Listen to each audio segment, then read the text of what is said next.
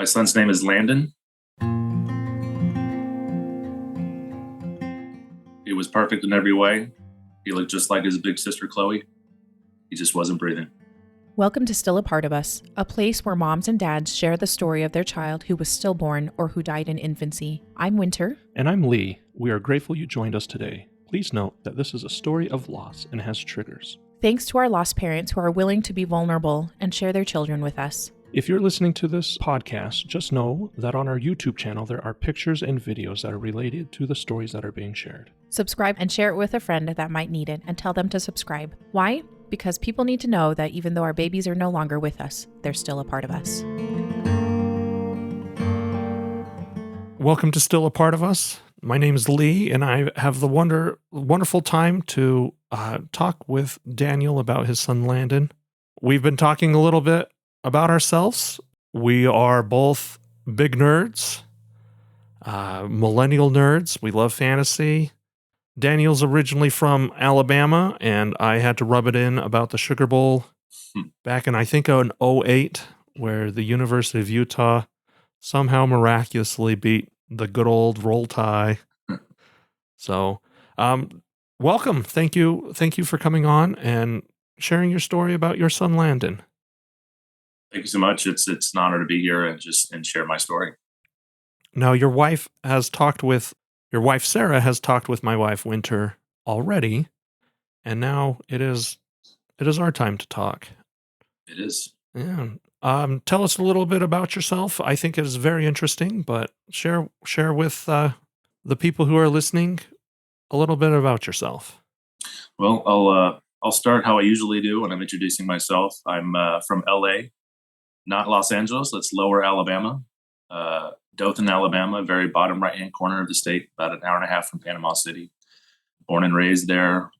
Went to college at Troy University in Troy, Alabama for music education, trumpet player. After that, I went on to earn my master's and do my doctoral studies at CCM, which is the College Conservatory of Music at University of Cincinnati, in trumpet performance. And then after that, I auditioned and was selected for the Navy music program and joined the Navy in 2015. My first duty station was Navy Band Northwest in Silverdale, Washington, which is right across the Puget Sound from Seattle. And then met Sarah pretty much immediately online, connected through this dating app, and then we met and dated and got married within 6 months. And Crazy. When you know, you know. And about a year later, I auditioned for the Naval Academy Band in Annapolis, Maryland. And then I was selected for that. And so, packed her up, got moved all the way back across the country to Annapolis, Maryland, where we have been ever since 2017. And here we are. Well, and here you are. Now I have a question. Mm-hmm. I have had a mustache in the past. Mm-hmm. That's lasted a month or two, but I go back to the beard. How long have you had your mustache? And I've had it not as long as you would think, because obviously in the military you can't have a beard, much to my dismay and other sailors' dismays, because back in the good old days you could have beards. But I think I grew out my mustache. So whenever we go on our leave periods, we can grow a beard, mustache, whatever, and then we usually have to shave it the day before we go back. For whatever reason, this time I decided, let's try a mustache, see what happens.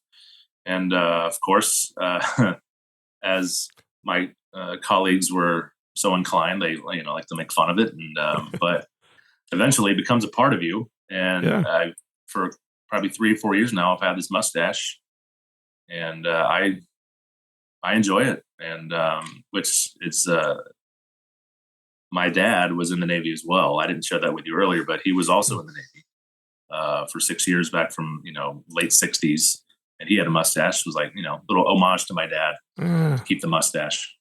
Well, that's nice. And apparently, if you've had it for a couple of years, okay with the Navy standards of grooming. Mm-hmm. So as long as it doesn't, can't get too crazy. We can't do handlebar. You can't curl it up. It's got to be within. There's a regulation for everything in the Navy. Yeah. It can't be, more than like a quarter of an inch past your lips, and has to be, cut nice and shaved.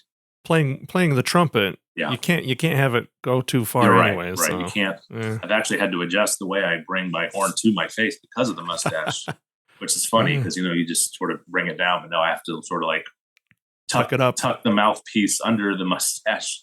And if I can still feel it, that's when it's like, oh, I need to trim this. This is too much. Yeah. My beard is well past I need to trim it. For the past month or two, I've been like, I need to trim this, but I just haven't. Well, sweet. You're on the East Coast. Which coast is best, West Coast or East Coast? Ooh, well, you always hear West Coast is best coast, and I only lived there for 2 years, but I get it. I mean, I just because the weather's nicer.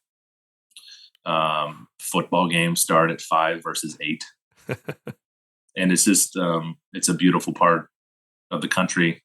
And the East Coast, there's just too many buildings, too many people. There's always traffic, and the West Coast, there's nothing like it. So I would have to say the West Coast, just for the fact that I met my wife on it. So of course, I gotta get that in there. That's a great place to meet. Yeah. Well, wonderful. Back in high school, there was a guy who, for some odd reason, he did like a graduation ceremony. He was a commencement speaker or something, and they put it to music. And I always remember him talking about move to the East Coast, but move before you get too hard, and move to the West Coast, and move before you get too soft.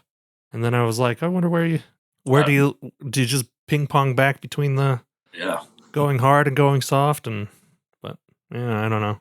It's interesting. I'm stuck in the mountains. You get the best of both. You got right in the middle. Yeah, that's right. You got the mountains, you got snow, maybe not as much snow as you used to get. But, we took care of that, right? Yeah. Well, wonderful. Thank you so much, Daniel. Now let's talk about your family. Your son, Landon, he is your second child. When you guys were you guys planning on having a second child? Were you guys planning on? Yeah. We originally wanted to have a boy and a girl, and it just so happened to work out. We did struggle mightily with fertility. We tried the normal way of timing everything. Right. We even went as far as me getting tested to make sure all my ducks were in a row. Things, were working as they should. She was tested. And then we went as far as she took some medicine to help with her being fertile. What's that? Ovulation, stuff like that. So. She always was just not, every time of the month was different. So it was that was also a challenge. Yeah. To sort of guess as to when she was ovulating. Cause we didn't know. And then we had miscarriages, as well. Yeah. I think we've had 2 miscarriages before we had Landon. So it was, and then finally when we found out that he was going to be a boy, and we got past the initial scary time of those initial few weeks, and we got to see him. But when we got into the second trimester was when we started feeling really comfortable and got really excited that he was going to be here soon. Now you were trying, you did all the tests, did all the screening, working to conceive. When you guys got out of the woods after a couple weeks, I don't know, what did they say, about 12 weeks and you're all good? Yeah, 12 weeks. How was the pregnancy for you, and how was it for your wife? You guys were struggling.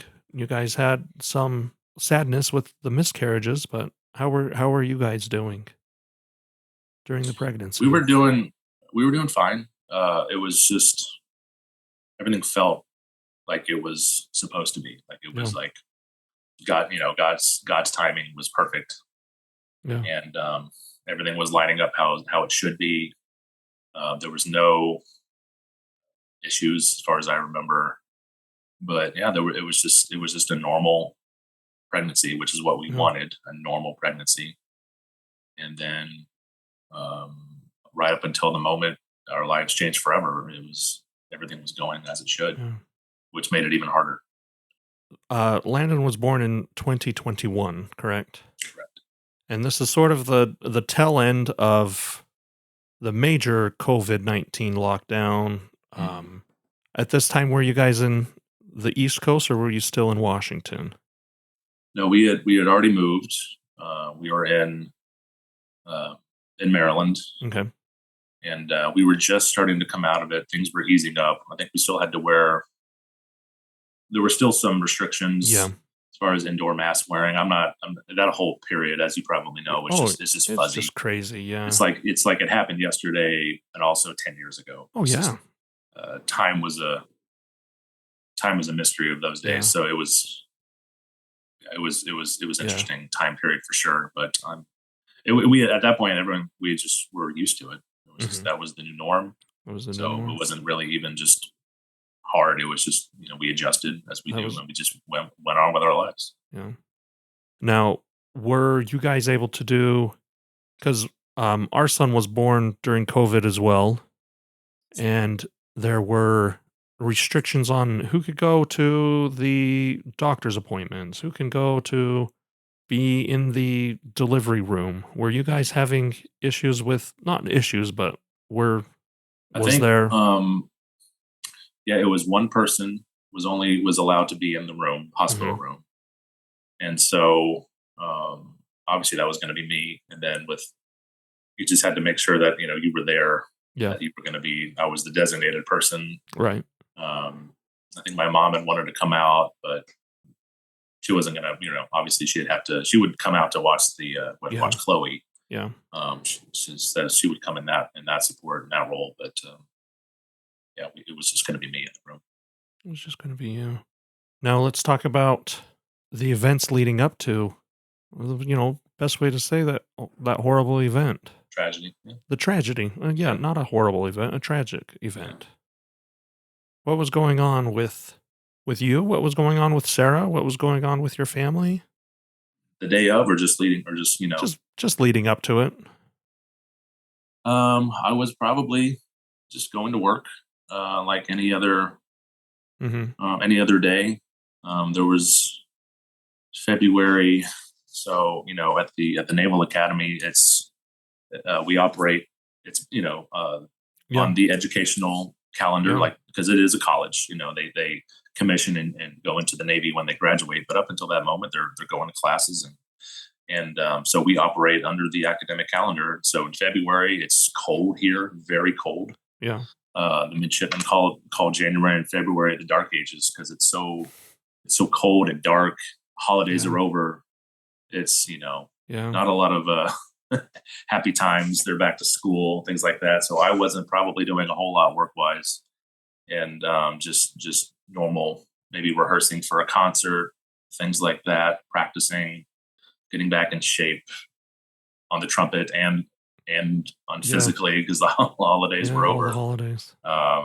And so Sarah was probably just, she was also working as well. She was before she became a nurse, she was a respiratory therapist at the hospital where she delivered all of our babies. And she was probably just, working, resting, sleeping. Yeah. That's probably, that's in the hospital. She works 12-hour shifts. That's considered full time. So, and she was a night shifter. Okay. So she go to work at 5-6 o'clock at night, work all night, third shift, get home 7 or 8, sleep all day.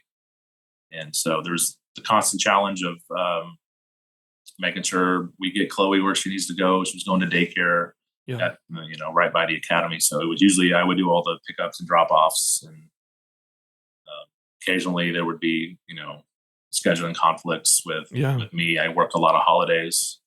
4th of July, Veterans Day, Yeah. all of the traditional things, military ceremonies that happen on those days. So if she's working those days, we'd have to scramble to find a babysitter. Yeah.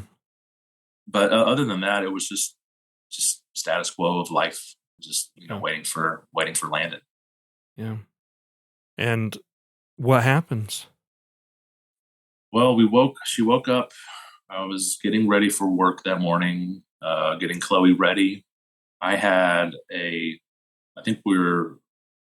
That morning I had some sort of video recording I was going to be doing that day. So every day is different. Yeah. With what I do. It could be a ceremony, it could be a performance, it could be a rehearsal, it could be nothing. And we're doing odd jobs or other additional duties at work that we need to do to maintain our band. That morning I was getting ready for, I think, a video recording we were going to be doing. I was getting Chloe ready. And then I remember Sarah coming down the stairs in immense pain. And she says, I think I'm in labor. And we were just like, what? Yeah, I think we were a month out and we were very early or not. You just weren't expecting. Yeah. Now, if I remember correctly, this was about 20 or 35, 36 weeks. Yeah, 35, 36 weeks. So he would have been, perfectly fine and viable at that point. But, I was not expecting to wake up to, hey, we're going into labor. Let's get to the hospital. Yeah. And, but I remember it wasn't I think in labor, like a happy, like she was in pain. Her stomach was hard, hard as a rock. It was, with Chloe, she was induced. So she never went into the natural labor. Yeah. So we weren't quite sure, hey, is this normal? Is this okay? And so she was like, I'm going to wait it out here. You go to work, drop Chloe off, go to work, and I'm going to time the contractions. She got on the phone with the hospital, or she tried to call her OB, and they didn't answer. Yeah. So she called the hospital, got on the phone with the doctor, and she answered all the questions, asked all the questions she's supposed to, and just said, okay, just time it. And then she called. She went from like 4 minutes to 2 minutes to like a minute. And at this point, I was driving to work, and I was like, when she told me, I think she sent me a text. I'm like, I'm 2 minutes out. And I was like, yeah, I think I'm gonna turn around. There was something in like nagging, like you should probably turn around. I don't know what it was. Because originally it was like, go to work. I'm gonna wait it out. Could be 12, 16 hours, 18 of labor before we go to the hospital. I was like, okay, I got time to do what I need to do. Go to work, come back, and then we'll go to the hospital. I was like, you know what, something's not right. I don't know what it was. So I ended up turning around, and then she called me and she said, we're 2 minutes out. You need to come home. We need to go to the hospital. And at this point, she had already called our good friend Amanda to come to be prepared to pick up Chloe from daycare.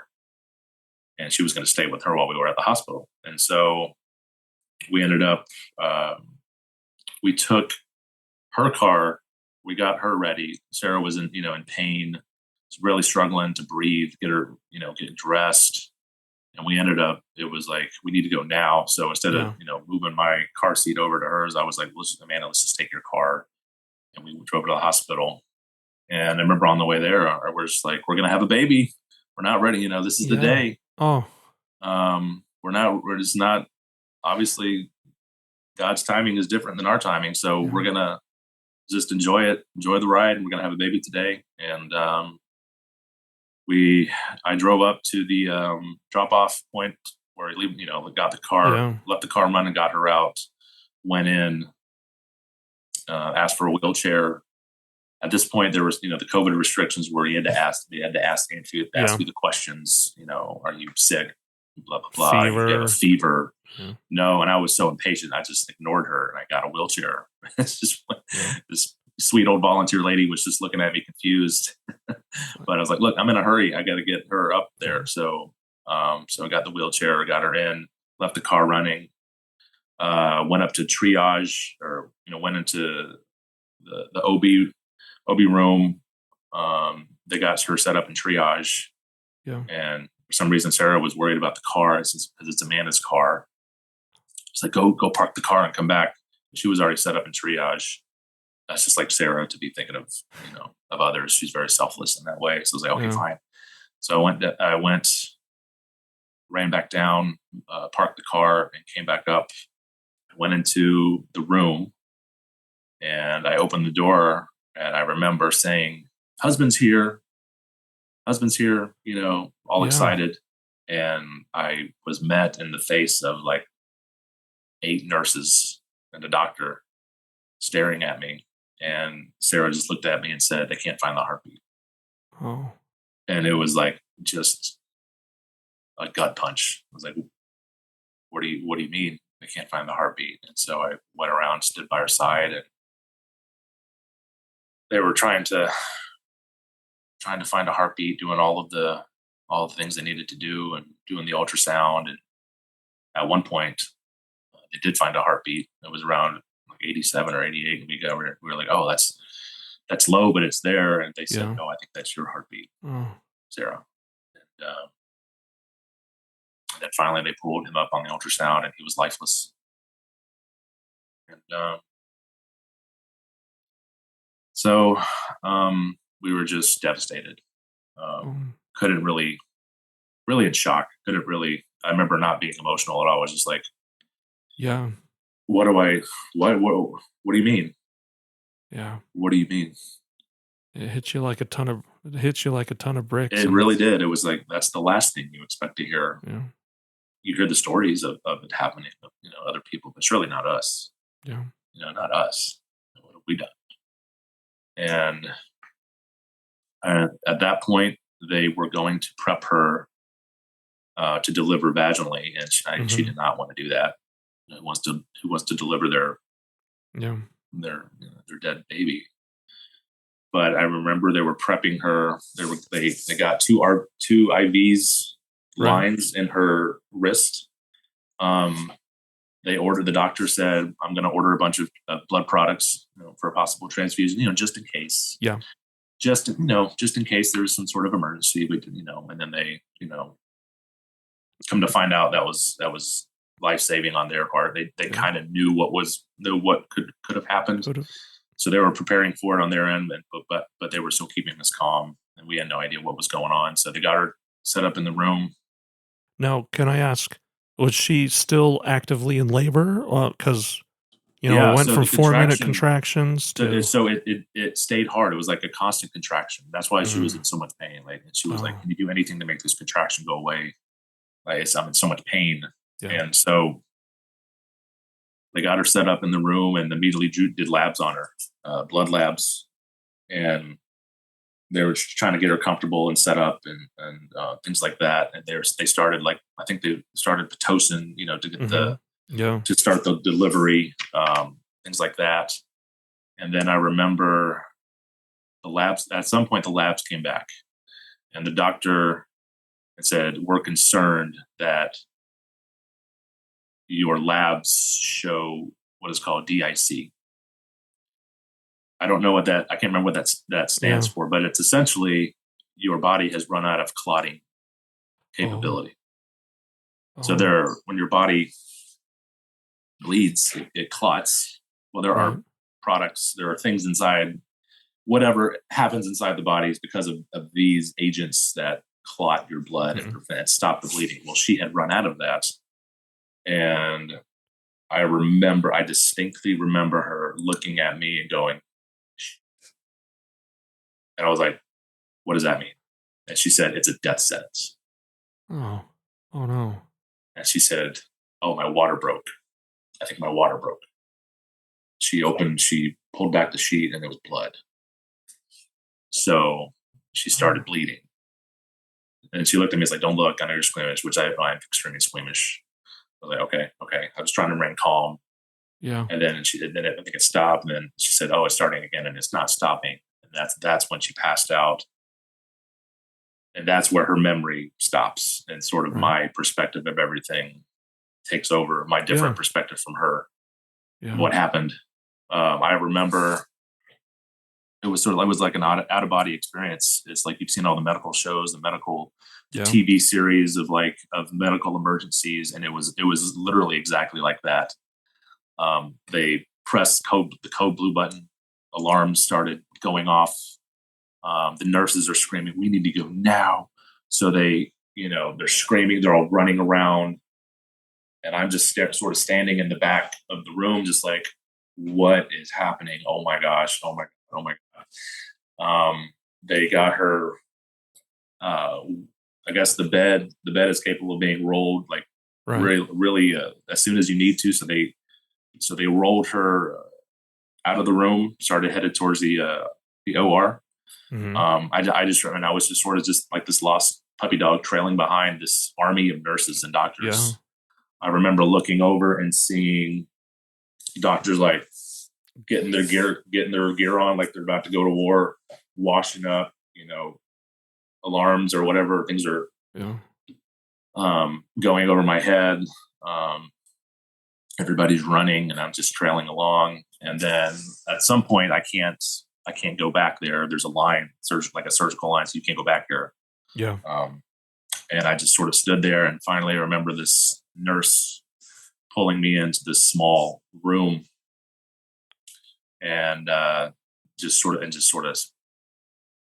she stayed with me, and she was going to be, providing the updates. And I just remember being like, what is happening? Like, is this like just like out of body? Just like what is going on? It's like it's like an ER show, but in real life. And now, did you feel like you were going to lose Sarah? Like, or was this such a out of body experience? Like you had no concept. Like, yes, my wife is on the verge of death. Or I hadn't really hit. It hadn't really hit me. Yeah. Yet that she could die. I just knew that she was bleeding. Yeah. I needed to operate on her to get Landon out, and that's all I knew. And I remember sitting in the room. They say, coming into me with updates that she's under. She's being operated on right now. They're trying to stabilize her, and that was when it slowly started to come to me that, oh my gosh, she could die. I was going to say, what were the operations at this point? Was this just a C-section to get Landon out, and then hopefully at this point he was already gone. Okay. This was to save her life. Okay. And stop the bleeding. Come to find out, the reason the doctor, and the nurses put ordered all these blood products and had IV lines in both of her arms was because they knew that this was a possibility that she could bleed out. Okay. We didn't know that at the time. So they were, because, when these things happen, it's a possibility. So I'm sitting there. I remember the chaplain coming in. He was this very large man who had been on, I think, the other side of the hospital. So he came in, just sweating, just pouring down sweat. And he sat there, caught his breath, and at some point, he started to pray, and that's sort of when I started to get to lose it.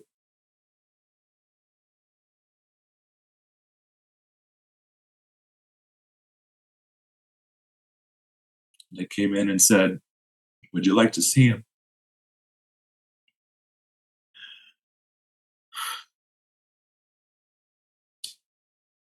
And I said, "Yeah." They told me that she was stabilized and they stopped the bleeding, and then they brought him, opened the door, and they brought him to me.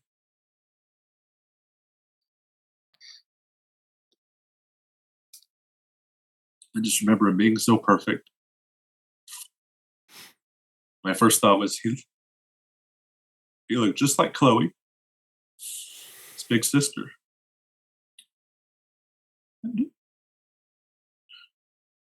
He was warm, like he was alive. He was perfect. He just wasn't breathing. And I just sat there and held him. just held him in my arms. Just couldn't. I was still in shock. Can't believe I was holding my lifeless son. And I don't remember what happened. How long I was in there. Yeah. I think at that point I was waiting for Sarah to come out of surgery, and I think it took a couple hours. And eventually they took Landon back, and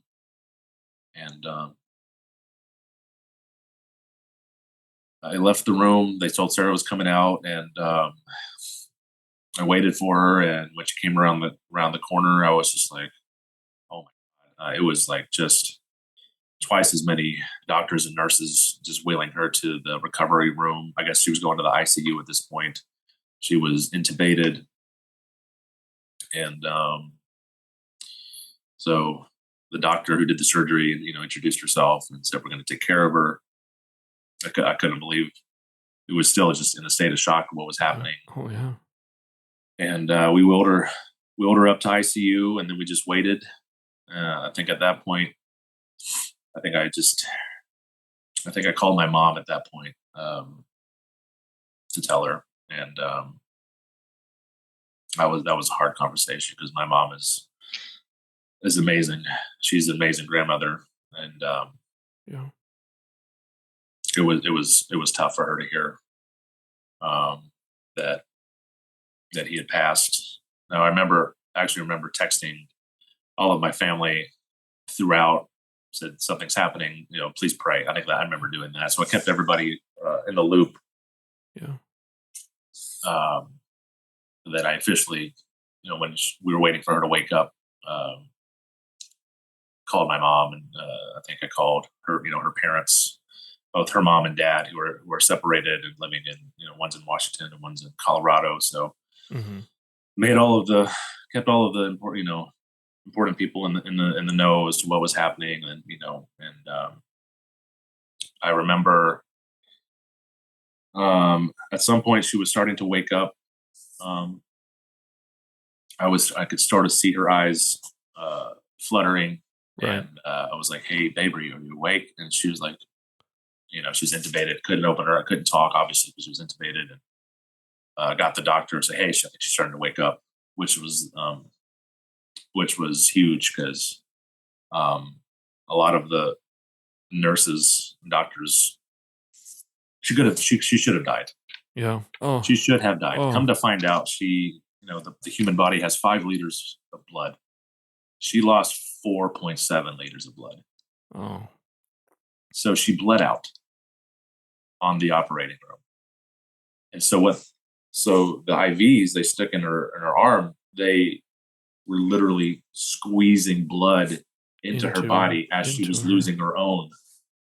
All of the clotting agents to get the body to stop bleeding, and blood just to keep her alive. Now, why was she bleeding? What was the? It was so what happened officially. Whether this was a placental abruption. Oh, okay. Yes. So the placenta separated from the uterus, and what was causing the hardness was her uterus. It was she was bleeding internally. Yeah. Yeah. But it had nowhere to go. Her uterus was perfectly positioned right where it should be to prevent her from bleeding out. From what I remember and understand, like she should have. If the uterus had been in any other place, she would have bled out at home, or on the way to the hospital. Come to find out, as she woke up, and first thing she wanted to do was see Landon, and it was just super emotional when they brought him in. Up until this point, she was out.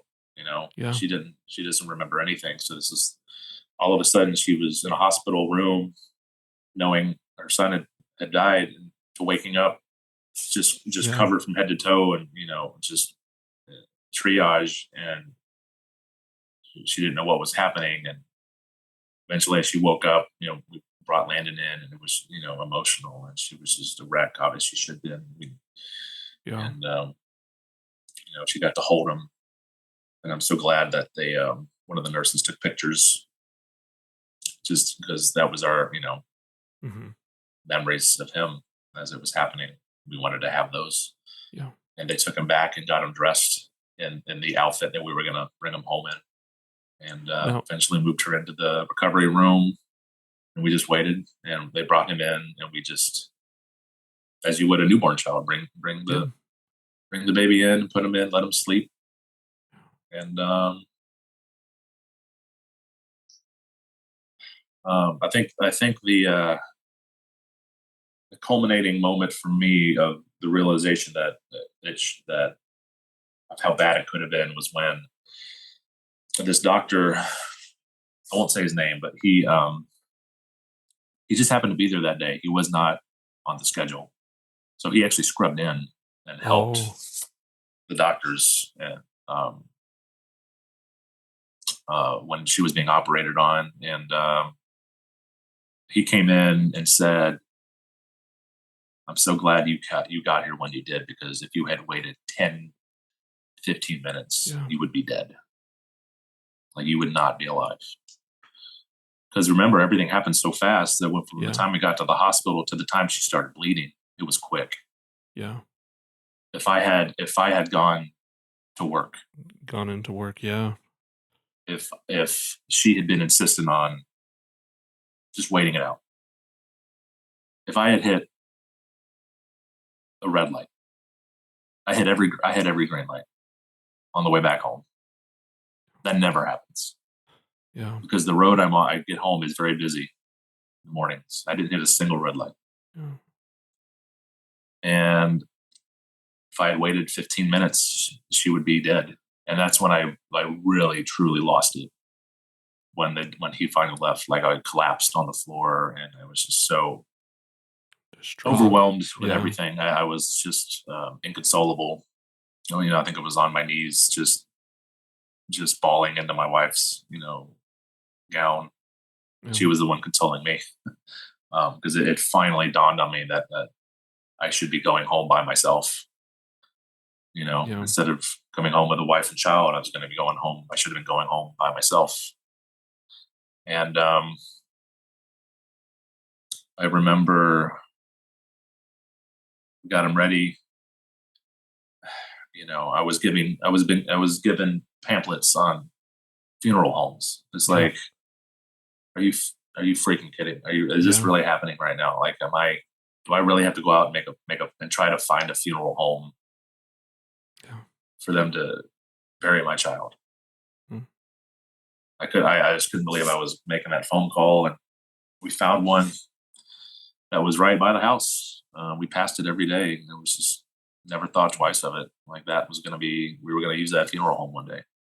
Yeah, it's such a weird feeling, like, knowing that you now have this connection to a business that you never thought you would ever. Never thought. Oh, yeah. Lorenko and Sons, that's funeral home. That will always be burned into my mind. Yeah. And of course, occasionally I pass it. Just another reminder, the tragedy. And so we got everything set up. We decided to cremate him. And at this point, my mom was on a flight out. Yeah. And she was there when we were finally discharged. My memories of that time, during that time, I would just go look at him. Yeah. We would hold him. We would cry. We would be asleep, and then it would, wake up, cry again, hold him again. Just, never ending cycle. And then as we were getting ready to say goodbye to him, so I have this thing I made up with Chloe before bed every night, and I say it to all my kids. It's just something I made up. Like, I say, I love you yesterday, I love you today, I love you tomorrow, I love you forever, never and always. And it's sort of that along the lines of that book, that children's book. I'll love you forever. I'll like you for always, as long as I'm living, my baby. It's sort of along the lines of that. So I just sort of made it up one day, and I love saying it every night before I tuck the kids in. And I remember holding him one last time and I just looked down at him and I said, I love you yesterday. I love you today. I love you tomorrow. I love you forever, never, and always. That's the last thing I said to him. And I kissed him, put him back, and then we left the room. Go get in our car and come home. And that's my story. Oh, I'm so sorry, Daniel. Oh, the tragedy of losing your son and the anguish of watching your wife on the precipice of death to come back. That is a Herculean weight of sadness and grief that you have borne. And for my wife, at that point, for Sarah, I knew I had to take care of her. I think I had sort of felt the responsibility, the weight of taking care of her. Obviously, my mom was there, but it was like I need to make sure she's taken care of, and that became my sole purpose. And when you're talking about grief, I think it hits everyone differently. Yeah, everyone's grief is their own, and for mine, it was the grief of losing Landon, but at the same time, the relief, the gratefulness that my wife was alive. Yeah, and because I saw how close it was to losing her, and for her it was just completely different. She was just she had a child, and now she doesn't. That was it. Yeah, and so for that first week or so, it was just she couldn't get out of bed, she couldn't function. Yeah. At this point, everybody, I had let my work know, let my colleagues know, and it slowly started to filter out. Yeah, things like that. So I started getting the text messages and just the waves of support, things like that. Now, you mentioned that you had lost your son, but you also took it upon yourself to take care of your wife. Was there ever time for you to grieve the loss of your son, or did that happen later? Were you, how have you been able to come to terms with the loss of Landon?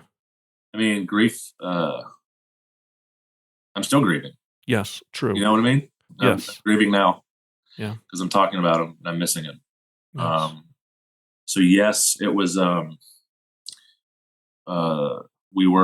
We hooked up with a perinatal loss therapist who just so happened to live down the street from us, where her office was. Yeah, I can't remember how we connected with her.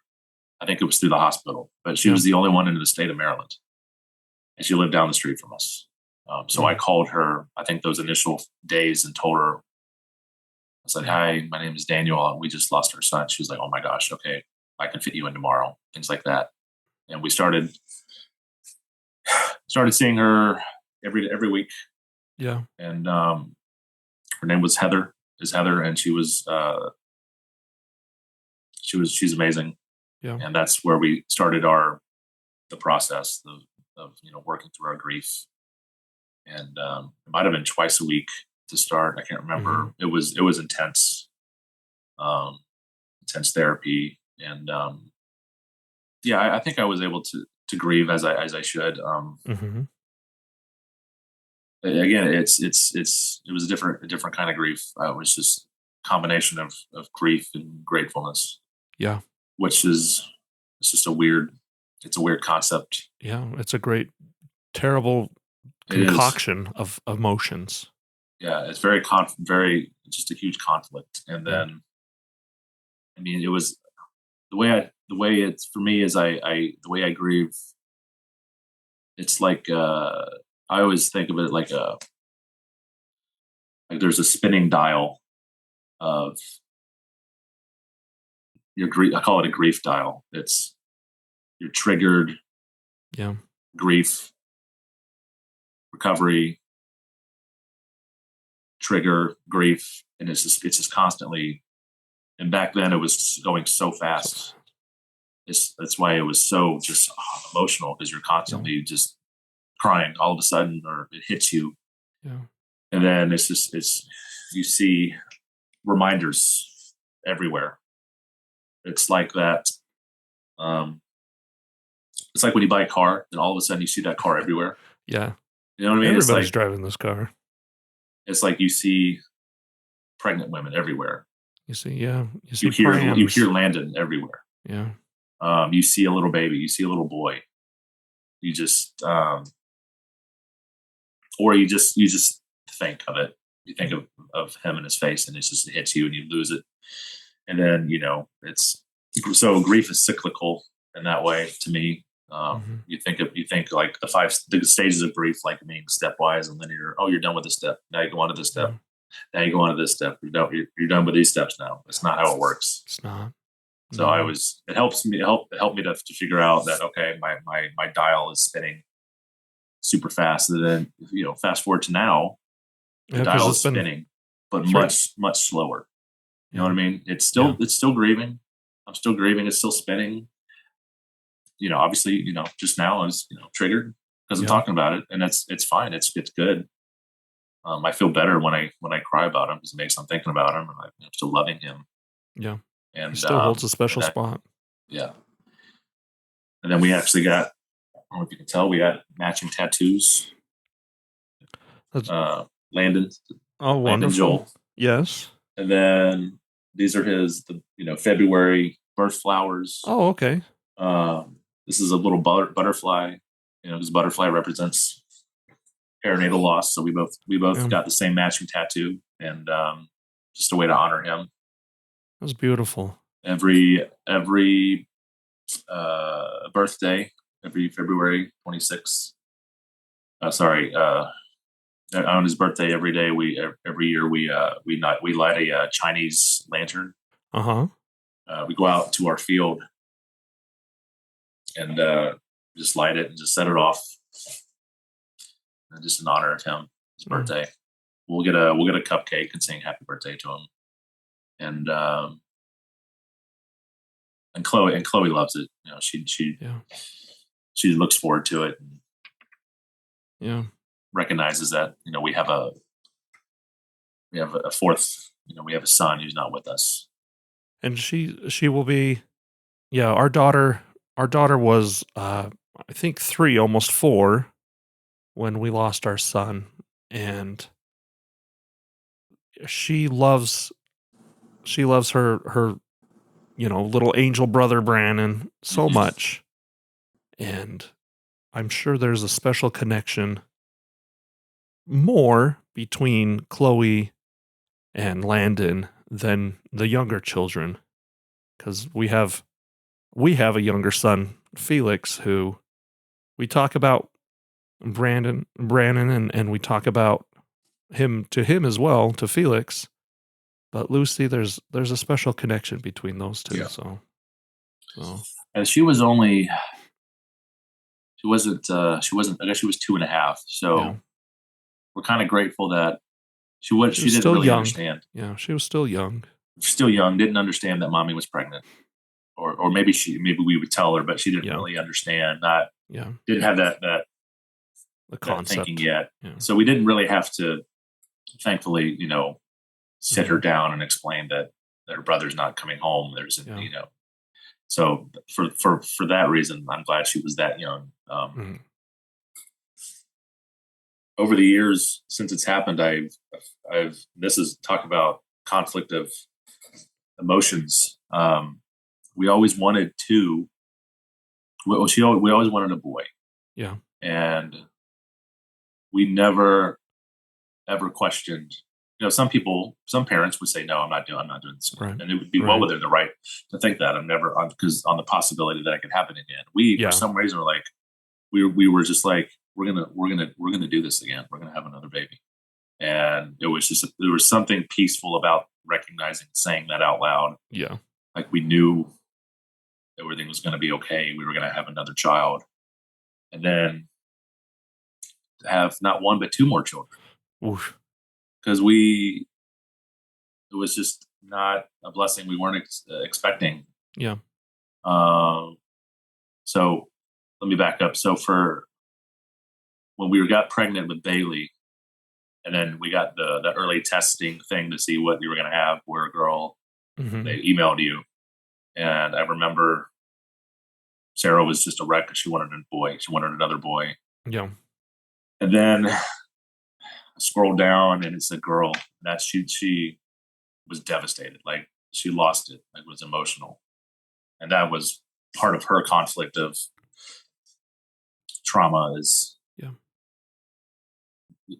being pregnant, but it not being a boy. And she felt bad. Yeah. And then she felt bad about feeling bad. It's just, there's the guilt. How could I as a mother be, angry that I'm having a girl, things like that. And I just sort of supported her and let her work through that raw emotion. Yeah. And then 11 months after she was born, she came down the steps one day and said, "I have something to tell you." And I've been holding it in for 3 days. I was like, "Uh-oh." She said, "I'm pregnant." I was like, "Huh?" I said, "What?" Say what now? And she's like, "Yeah." And then she went and showed me all of the bajillion pregnancy tests to confirm it. And I was like, "Okay, I guess we're having another baby. We're going to do this again. We're going to do this again." And then obviously, the results come out and it's a boy and we're just ecstatic and over the top. Yeah. And then the nerves settle again and, the nerves start up and the drama, So at this point, we're going to maternal fetal medicine, the specialist in addition to all of the regular appointments for the high risk, because we're high risk pregnancy with Bailey and Gabriel.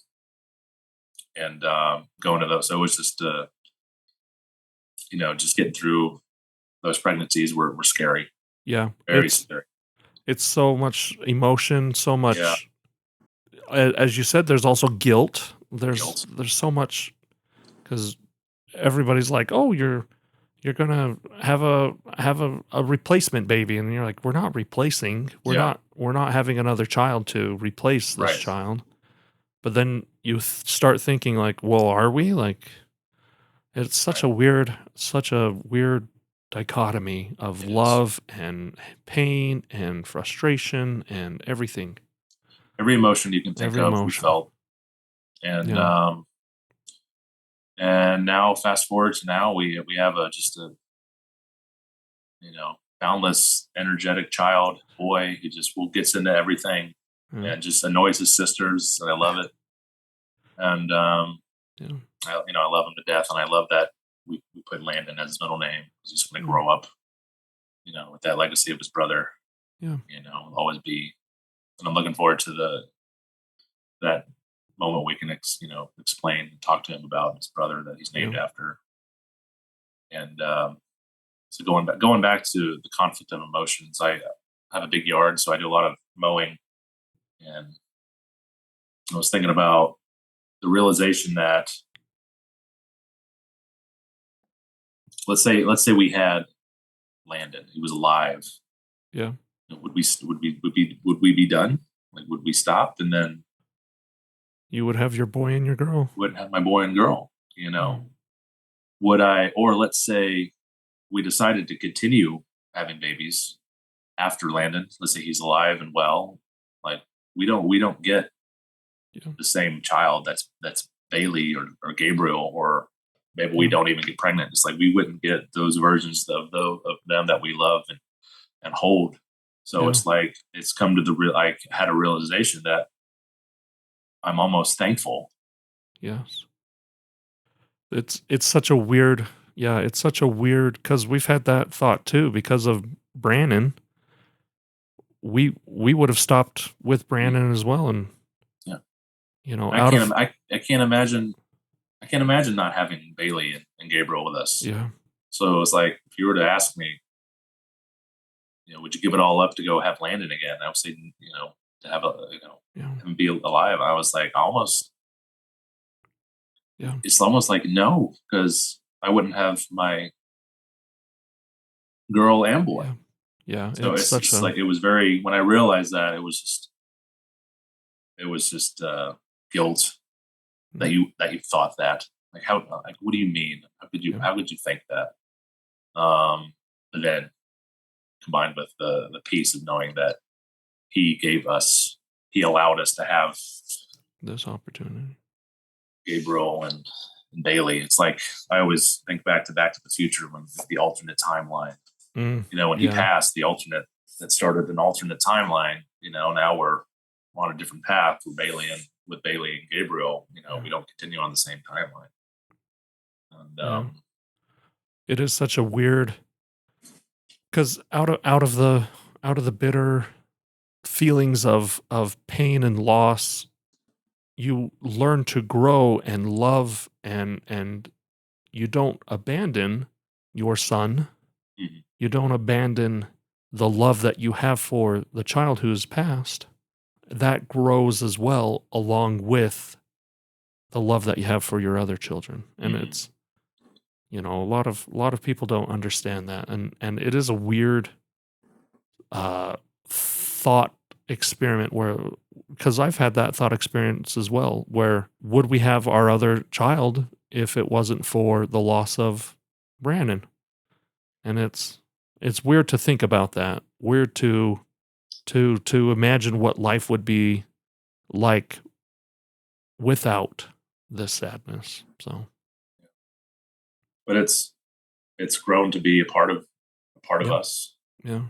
And I love my children more fiercely because of it. Yes. There's good that comes from the from father I am now because of Landon. Yeah. I just recently went through a promotion in the Navy, which is good for me, yay. Yeah. But in this promotion in the Navy, when you go from petty officer to chief petty officer, right, you go through a period of 6 weeks of very strenuous hardship training, basically. Right. Almost like another version of boot camp, because there's a very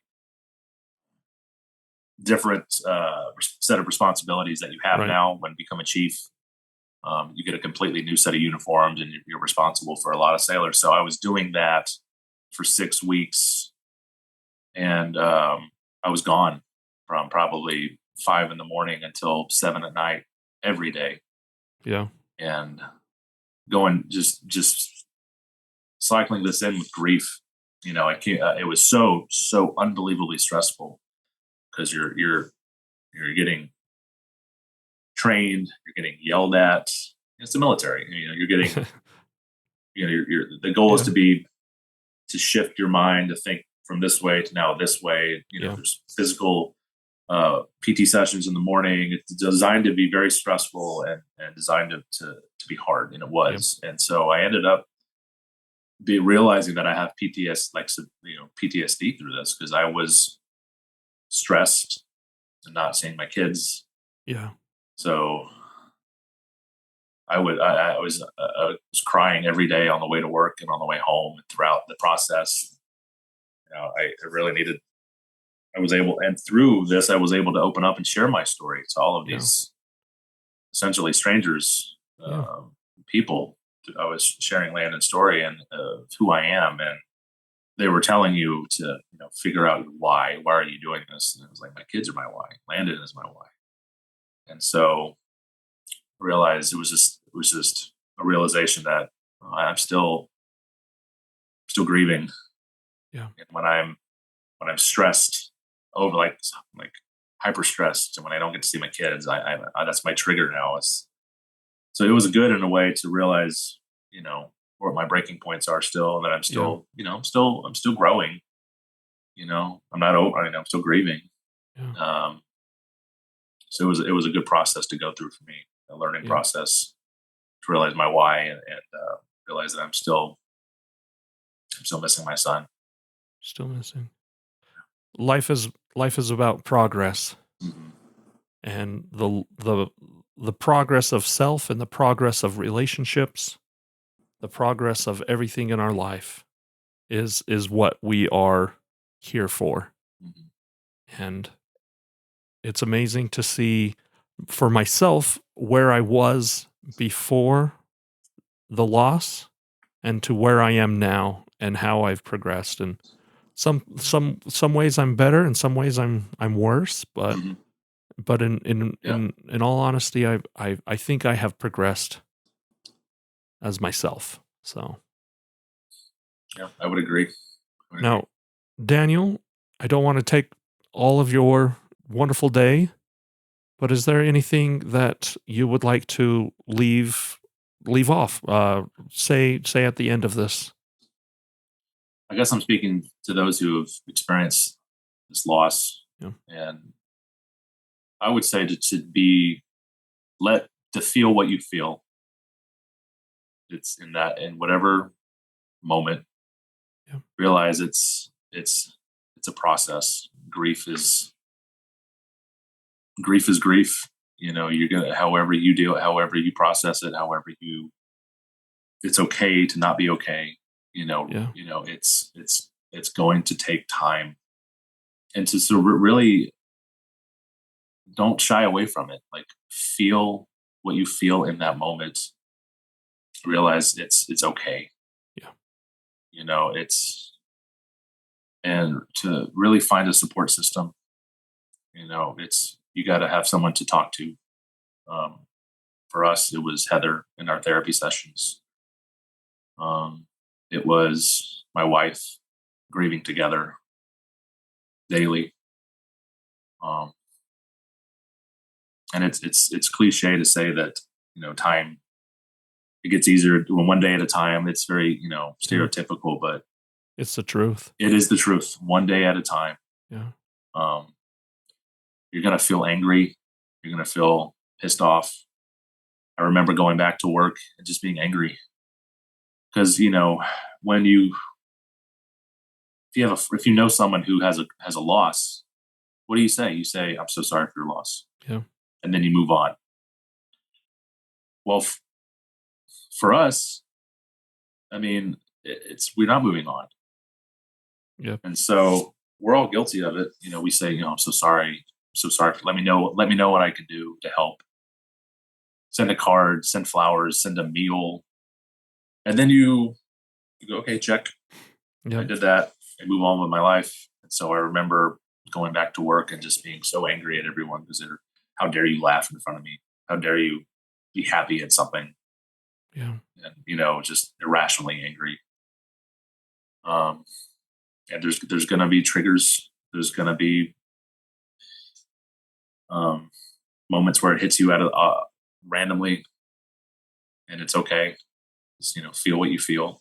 Yeah. I remember shortly after coming back to work, one of my colleagues had just had a baby, and she came into the office I was in, to talk with one of my other female colleagues. She wanted to share pictures of her newborn baby, and I was in the room, and I stormed out of there so fast and slammed the door as hard as I could.